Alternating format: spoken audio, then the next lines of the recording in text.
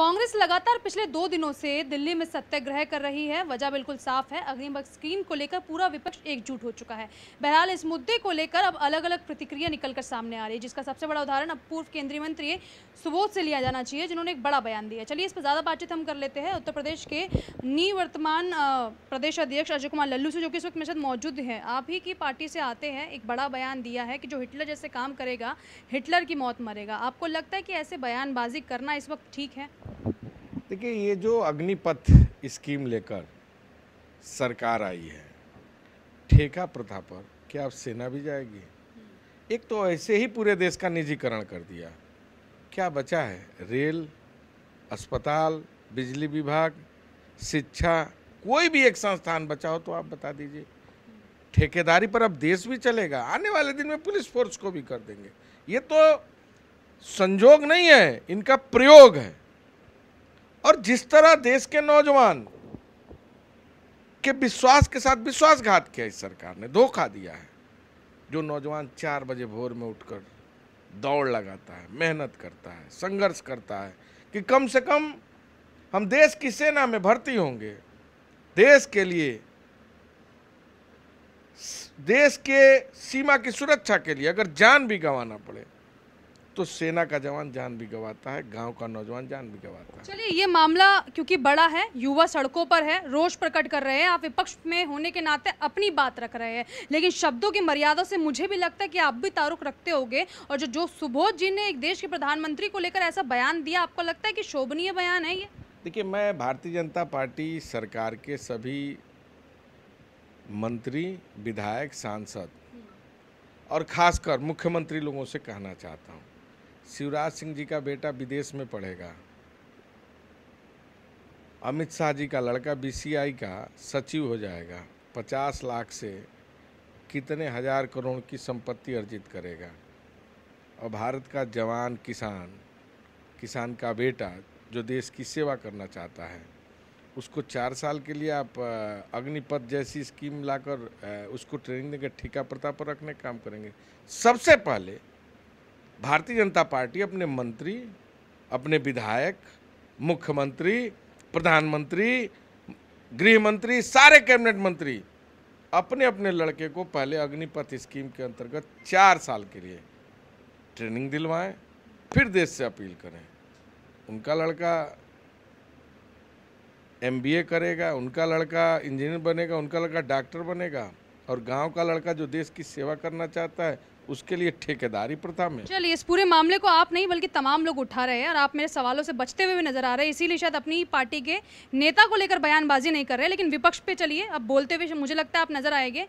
उप मुख्यमंत्री है केशव प्रसाद मौर्य, उत्तर प्रदेश से आप भी आते हैं, उनका कहना है कि बहकावे में ना आए, इस तरीके की बयानबाजी अब शुरू हो गई है। मेरा ये कहना है उप मुख्यमंत्री श्री केशव प्रसाद मौर्य जी से कि क्या वो अपने लड़के को, अपने परिवार को, अपने रिश्तेदार को ये सुझाव देंगे कि उनके परिवार का, उनके रिश्तेदार का, उनके घर का कोई लड़का अग्निपथ जैसी स्कीम के अंतर्गत नौकरी करेगा? नहीं कर सकता।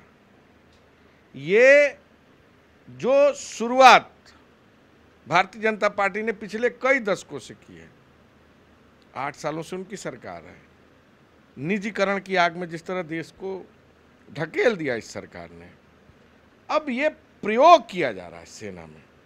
और सेना प्रयोग की चीज नहीं है, फौज का अपमान है, देश का अपमान है, नौजवान का अपमान है, नौजवान आंदोलित है। सेना के प्रमुख या सेना से जुड़े जो लोग हैं, खासकर जो वर्तमान में अभी वर्किंग है, उनका कहना है कि रोल बैक करने की जरूरत क्या है, ये बेहतर चीज है। आप लोग कर रहे हैं कि जरूरत है क्योंकि स्थिति खराब है। देखिए, BK सिंह जी का एक बयान आया था, आपने सुना होगा। कैलाश विजयवर्गीय जी का बयान आया था, आपने सुना होगा। उनके जो गृह राज्य मंत्री रेड्डी जी हैं, उनका बयान आया था, आपने सुना होगा।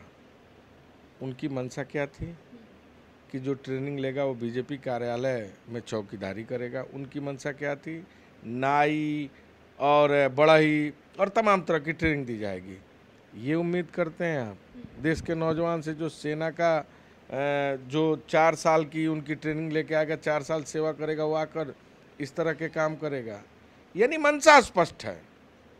भारतीय एक मंशा पे तो आप लोगों पे भी सवाल उठ रहे हैं और मुझे लगता है उस पर जवाब दे देना चाहिए आपको कि ये अग्निपथ के पीछे नेशनल हेराल्ड का गुस्सा उतारने की कवायद की जा रही है, क्योंकि राहुल गांधी को बल्कि 9 नहीं 18 नहीं लगभग 27 घंटे से ज़्यादा का वक्त ईडी ने उनका लिया और अभी भी ईडी के दफ्तर में मौजूद है। देखिए, आप जानती हैं ईडी का पूरा मसला क्या है। आप सीआरपीसी को पढ़िए, एक कंप्लेंट केस होता है, एक एफआईआर होता है, और कंप्लेंट केस में जब तक कोर्ट कोई आदेश नहीं करे तब तक किसी भी संस्था को किसी से पूछताछ का अधिकार नहीं है। अभी जो यह मामला है 2015 में हाई कोर्ट ने स्टे दे दिया, खत्म कर दिया पूरी तरह इस मामले को, और कंप्लेंट केस में कोर्ट के बिना डायरेक्शन के ईडी सरकार के दबाव में पूछताछ कर रही है। पूछताछ एक प्रक्रिया है, लेकिन ये पूछताछ अभी क्यों, कारण क्या है?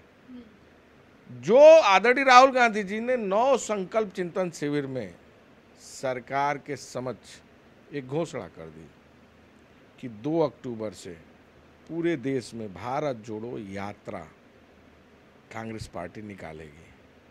ये डर है सरकार को, इसलिए वो दमन करना चाहती है, आवाज दबाना चाहती है और इस तरह के कृत्य को अपनाने का काम कर रही है। कांग्रेस का एक एक कार्यकर्ता डरने वाला नहीं, दबने वाला नहीं, लाठी खाएगा, जेल जाएगा, लेकिन अपने नेता के साथ मजबूती से खड़ा होगा और इस सरकार का मुकाबला करेगा। अजय कुमार लल्लू को आप सुन रहे हैं, सरकार और सत्ता पक्ष के कई नेता इन्हीं नेताओं से सवाल पूछ रहे हैं कि अग्निपथ का गुस्सा नजर आ रहा है सड़कों पर, या राहुल गांधी को ईडी ने तलब किया है, ये वो गुस्सा है जिस वजह से ये प्रदर्शन नाम तो सत्याग्रह के नाम से है, लेकिन जो हालात बने हुए हैं ग्राउंड पे वो जरूर उग्र नजर आ रहे हैं। कैमरा पर्सन अंकित के साथ मैं भावना, R9 न्यूज़ दिल्ली।